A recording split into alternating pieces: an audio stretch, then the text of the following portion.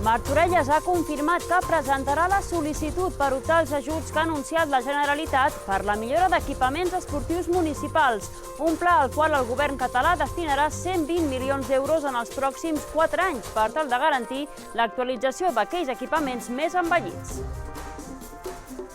Bona nit. En aquest sentit, Martorelles presentarà el projecte de la reforma integral del pavelló d'esports, que està pressupostat en 2 milions d'euros, un equipament en el qual no s'ha fet cap millora en 40 anys. Pau Sepúlveda.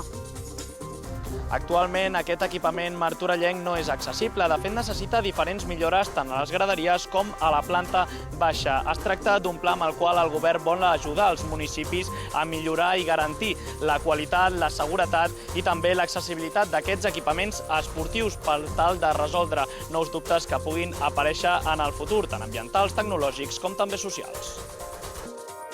Un local que ha patit molt els últims anys perquè hi va haver una expansió d'instal·lacions esportives i d'espais esportius als anys 80 i 2000, que després, per falta d'inversió, ha requerit que els ajuntaments i diputacions s'hagin fet càrrec d'aquestes actualitzacions.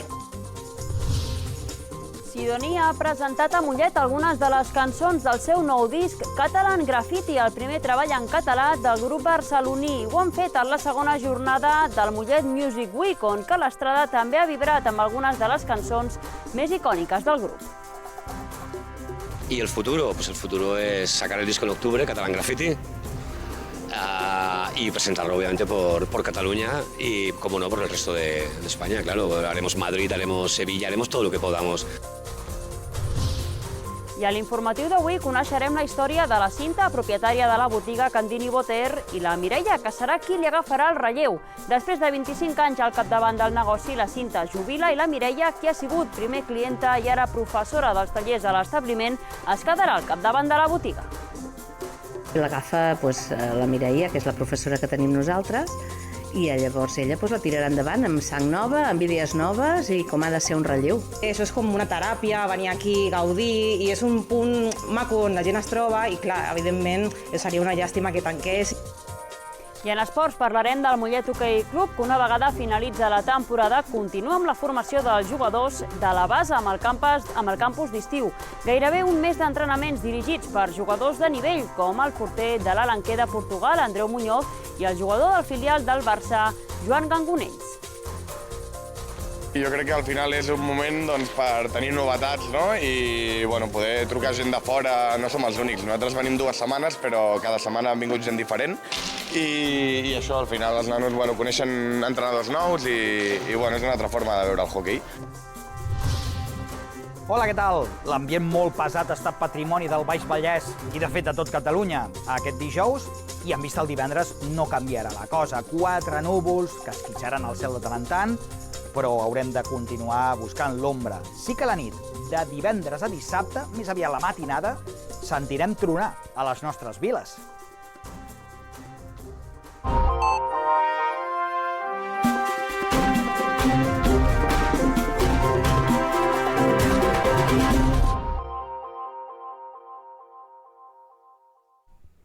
Martorelles presentarà la sol·licitud per ser un dels municipis que opti a les ajudes que ha anunciat el govern català per la modernització i millora de les instal·lacions esportives municipals de Catalunya. Un pla amb el qual la Generalitat invertirà 120 milions d'euros en els pròxims 4 anys per tal de modernitzar equipaments com pavellons, camps de futbol o piscines, entre d'altres. En el cas de Martorelles, bon vespre, Pau, es presentarà el projecte de reforma del pavelló. Molt bon vespre, Alba. Doncs sí, des del consistori martorellenc han confirmat a Vallès Visió que sol·licitaran ser un dels municipis que s'adhereixin a aquest pla de xoc. De fet, el projecte de la reforma del pavelló municipal de Martorelles ve de lluny i darrerament l'Ajuntament ja havia previst destinar els 400.000 euros que ha rebut del Pla Únic d'Obres i Serveis de Catalunya i té un pressupost d'1,5 milions d'euros. Recordem que el pavelló de Martorelles té 40 anys i des de la seva construcció no s'ha sotmès a cap remodelació. De fet, només s'han arreglat petits desperfectes que han anat apareixent amb el pas del temps. Una instal·lació que, a més, tampoc és accessible i que necessita una reforma integral de prop de 2 milions d'euros. Ara, amb això, Martorelles vol ser un dels municipis que es puguin beneficiar d'aquest pla aprovat pel govern per tal de millorar els equipaments esportius municipals. Tenim l'obligació d'acompanyar sobretot el món local, que ha patit molt els últims anys perquè hi va haver una expansió d'instal·lacions esportives i d'espais esportius als anys 80 i 2000, que després, per falta d'inversió, ha requerit que els ajuntaments i diputacions s'hagin fet càrrec d'aquestes actualitzacions i quan cada dia més el número d'usuaris està pujant i això encara degrada més les instal·lacions. L'Oficina Comarcal d'Habitatge ha fet públiques les xifres de consultes i tramitacions de l'any 2024. Durant aquest període, el nombre de consultes globals va disminuir mínimament, però més enllà de les consultes, el nombre de tràmits realitzats ha augmentat en gairebé tots els àmbits. Durant l'any 2024, l'Oficina Comarcal d'Habitatge ha atès quasi 9.000 consultes. Aquesta xifra suposa un 16% menys que l'any 2023. I de totes aquestes consultes, més d'un terç, un 37%, van anar relacionades amb els ajuts al lloguer. Entre les consultes més populars hi ha també la mediació hipotecària, amb més d'un 22% del total. I en un grau més baix, informació sobre la qualificació d'habitatges de protecció oficial, la inscripció a registres de sol·licitants i consultes sobre els ajuts de rehabilitació, les cèdules d'habitabilitat o els desnonaments, entre d'altres. Dels 23 municipis de la comarca que no tenen oficina local d'habitatge i, per tant, disposen d'aquest servei, Montornès va ser un dels 3 municipis amb un número més elevat de consultes, juntament amb Canovelles i les Franqueses. És un municipi gran, per tant, un nombre d'habitants gran, i és un municipi que en alguns sectors del municipi hi ha persones amb necessitat d'aquesta ajuda. I és una de les que més ajudes hem tramitat. Juntament amb d'altres municipis també ja d'un tamany més o menys gran. Si el total de consultes ha baixat, el nombre de tràmits realitzats ha augmentat. La tramitació de més de 2.300 expedients d'ajuts al lloguer suposa un increment d'un 30% respecte del 2023. Especialment ho ha fet en el cas de tràmits per a subvencions de lloguer jove, que han augmentat un 101%. L'ajut econòmic de lloguer, que hi ha 3 franges d'edat, hi ha per joves que hi ha un del Ministeri i un altre de la Generalitat, per gent gran, i després el del Ministeri, el general de tot l'Estat, que també es tramita a través de l'Agència Catalana d'Habitatge i a través de l'Oficina Comarcal d'Habitatge. A més de la tramitació d'ajuts al lloguer, també han augmentat un 32% els tràmits pel registre de sol·licitants d'habitatge de protecció oficial i els expedients de cèdules d'habitabilitat amb un increment del 24%. L'Ajuntament de Montornès ha llançat una campanya per controlar la població de coloms. Amb el lema "Si estimes els coloms, no els alimentis", l'objectiu és conscienciar els veïns sobre els problemes que causa alimentar-los i reduir així la proliferació descontrolada d'aquests animals, que afecta la neteja urbana i pot generar riscos per la salut pública. L'Ajuntament de Montornès ha llançat una nova campanya de sensibilització per controlar la població de coloms. Sota el lema "Si estimes els coloms, no els alimentis", la iniciativa pretén conscienciar la ciutadania sobre els problemes que ocasiona alimentar aquests animals. El que s'ha de fer entendre és que el colom, d'alguna manera, el que ha de menjar és els seus brots, les seves llavors, que això és el que els hem de facilitar, evidentment, però no els hem de donar altres restes de menjar, com poden ser peix, pa, que habitualment és el que es troba.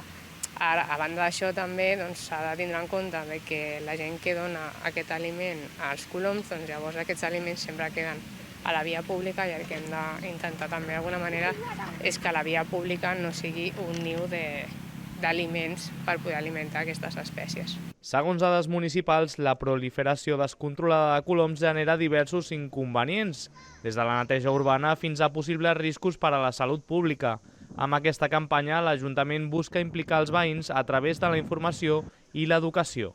Quan tenim una superpoblació, en aquests moments, entre ells, tendeixen a emprenyar-se, tendeixen a tindre baralles, amb la qual això també el que els provoca amb ells és que es facin ferides, amb la qual això també és un transmissor de malalties. La campanya es complementa amb material informatiu distribuït per tot el municipi, així com recursos en línia per aclarir dubtes sobre què fer quan es detecten coloms al nostre voltant. Cal recordar també que els veïns poden trobar més informació a la web de l'Ajuntament i que en cas d'incompliment, l'ordenança reguladora de la tinença d'animals contempla sancions que poden arribar als 400 euros. Fins l'1 d'agost, el camp de futbol de la plaça Andalusia de Mollet estarà tancat per obres. El motiu és que ja han començat els treballs d'instal·lació de la gespa artificial. Es tracta d'una gespa reaprofitada que prové del camp de futbol municipal Joan Bocanegra, on actualment s'està substituint per una nova gespa. Per tant, al mes de setembre ja es podrà gaudir d'un espai renovat amb un paviment que permetrà la pràctica esportiva en millors condicions i més seguretat. Recordem que la licitació del projecte de la nova gespa artificial del camp de futbol del barri de Lourdes té un pressupost de 289.000 euros i també preveu la col·locació de la gespa que es retiri en aquest camp del barri de Riera Seca.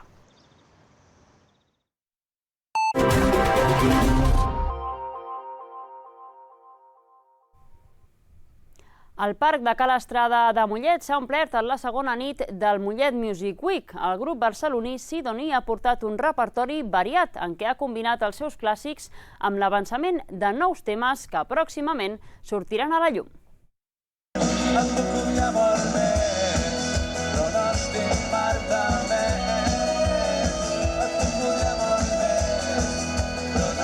Aquest tema en català forma part del futur disc Catalan Graffiti que els Sidoní publicaran a l'octubre. El públic del Parc de Ca l'Estrada ha pogut gaudir d'un primer tastet del futur treball dels Sidoní, que després de pràcticament 30 anys ja han tocat per primera vegada a Mollet. Estem a punt d'estrenar un disc en català, que és el primer de la nostra carrera, que es titula Catalan Graffiti. I poder estar a Mollet i tocar-lo aquí, dels primers llocs de Catalunya, no? Sí. No? Igual el primer? Sí, Mollet sou els primers, potser? Sí, Girona, vam fer Girona. Ah, sí. Supermimats, clar. Girona són supermimats. Com és habitual en la formació, Sidoní ha personalitzat el repertori per a aquest concert en concret i el tastet dels futurs temes l'han mesclat amb els clàssics més reconeguts de la banda.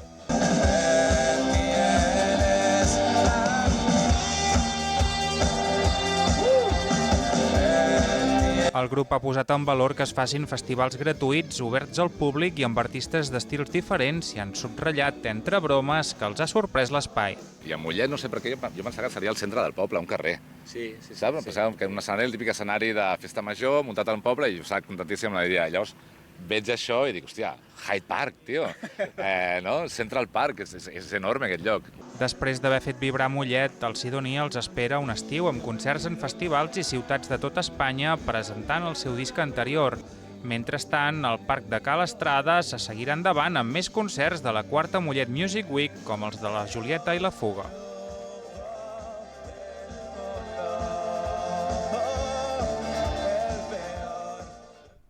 Fa 25 anys, la Cinta va decidir obrir a Mollet Candini Boter, una botiga especialitzada en les arts plàstiques i la pintura.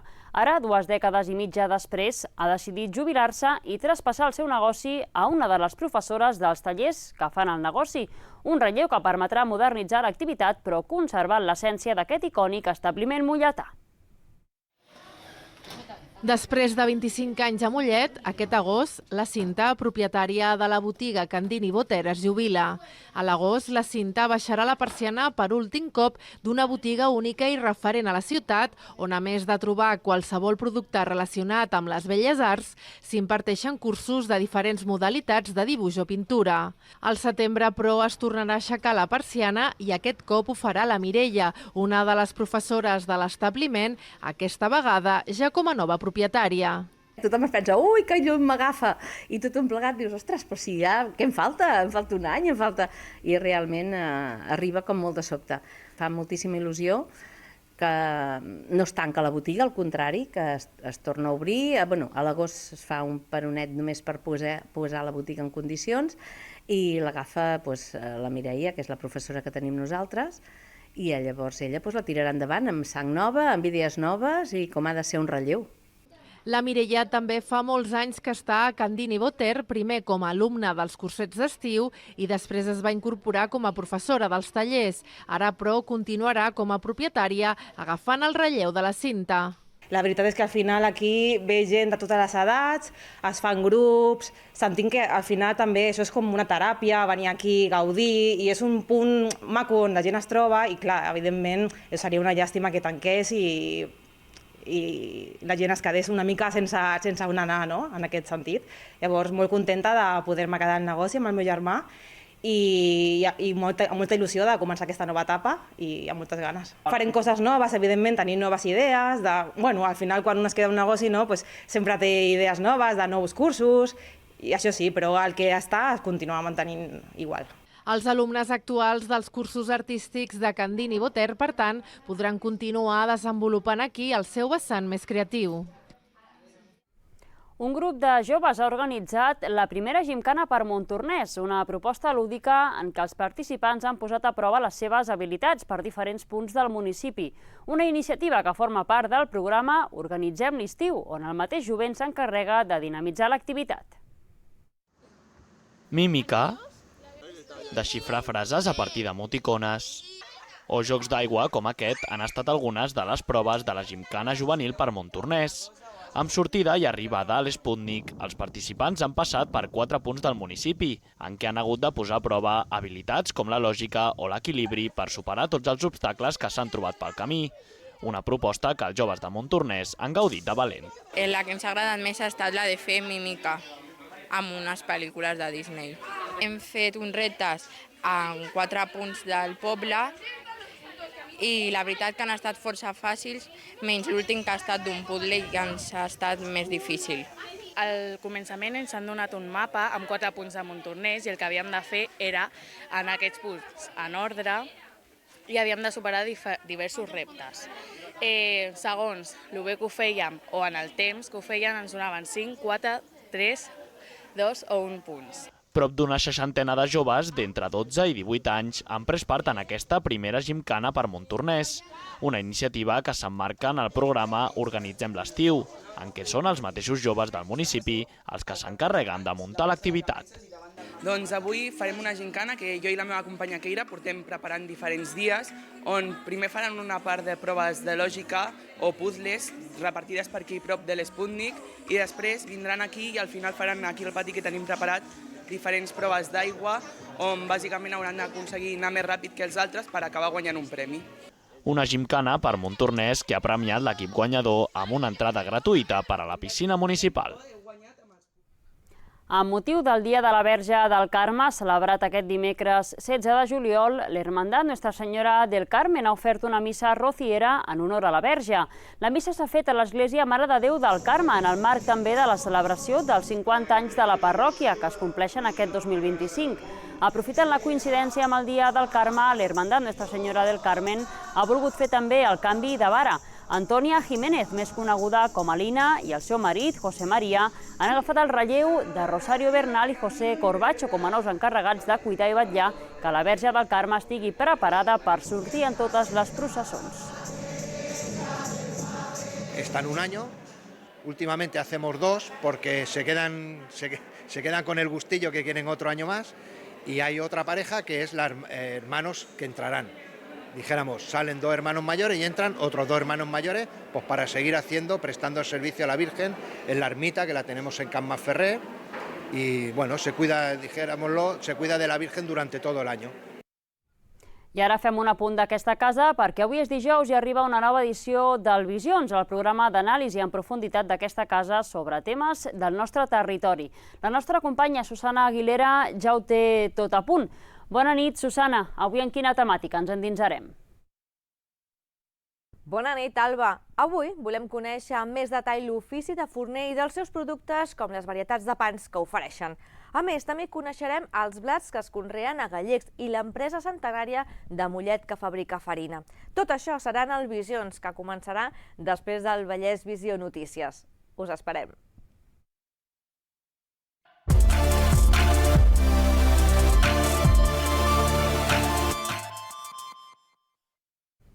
Obrim plana esportiva i avui parlem d'hoquei perquè el Mollet Hoquei Club ha posat en marxa el seu campus d'estiu. Durant gairebé un mes, jugadors de diferents categories poden perfeccionar la seva tècnica de la mà de diferents jugadors professionals.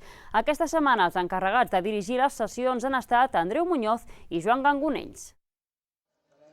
Aquesta passada temporada, l'Andreu Muñoz ha jugat a la segona divisió de Portugal d'hoquei i el Joan Gangonells al Barça Atlètic. Ara i durant 2 setmanes, aquests 2 reconeguts jugadors són els entrenadors del casal d'estiu del Mollet Hoquei Club. Ells 2 intenten acostar la seva manera d'entendre l'hoquei als participants d'aquest campus, per on cada setmana passen una 50ena de participants.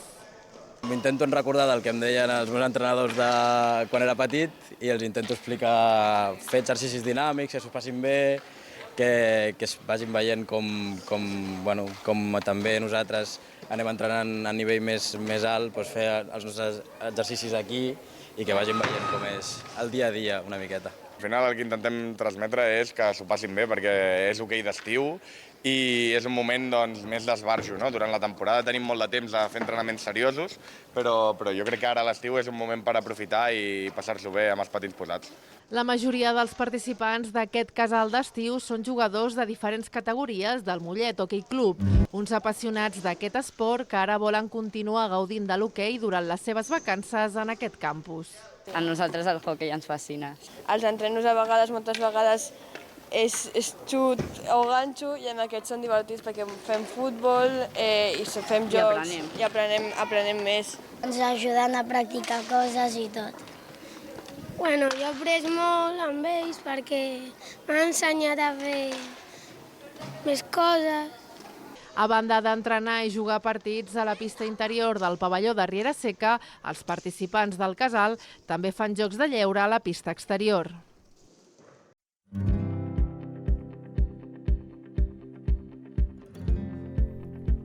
Hola, què tal? Avui hem tingut una jornada molt típicament del mes de juliol. Temperatura elevada, fins i tot més que ahir, i també ha pujat la humitat. Per tant, la xafogor que és molt evident.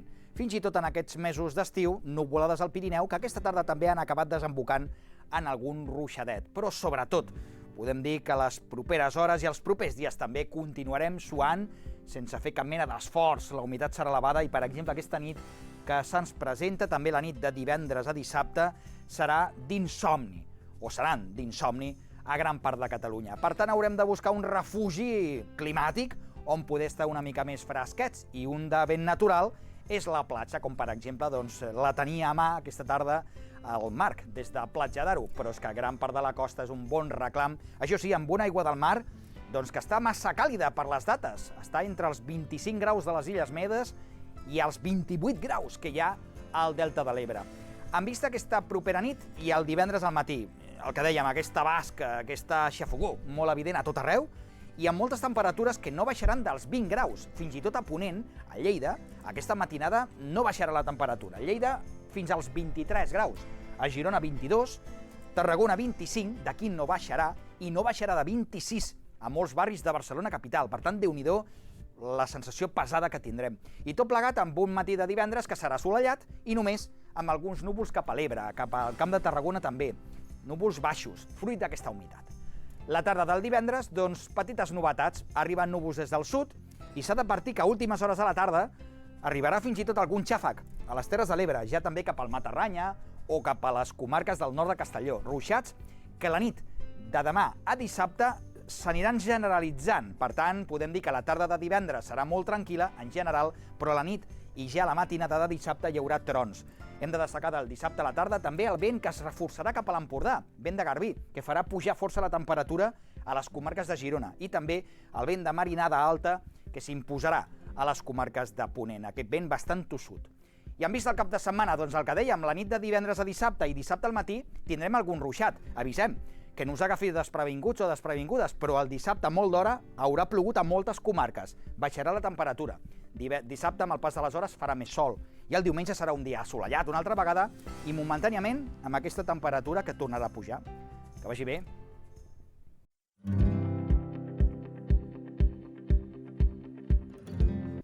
I després de la previsió del temps, fem un nou cop d'ull als temes més destacats del dia.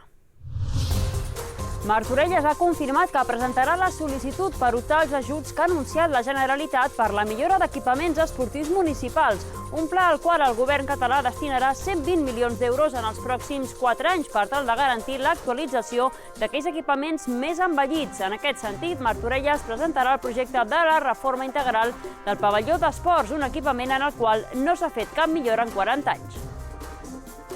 Un local que ha patit molt els últims anys perquè hi va haver una expansió d'instal·lacions esportives i d'espais esportius als anys 80 i 2000, que després, per falta d'inversió, ha requerit que els ajuntaments i diputacions s'hagin fet càrrec d'aquestes actualitzacions.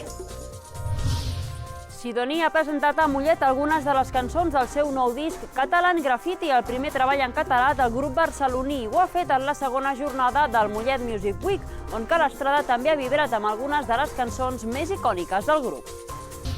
I a l'informatiu d'avui hem conegut la història de la Cinta, propietària de la botiga Candini Boter, i la Mireia, que serà qui li agafarà el relleu.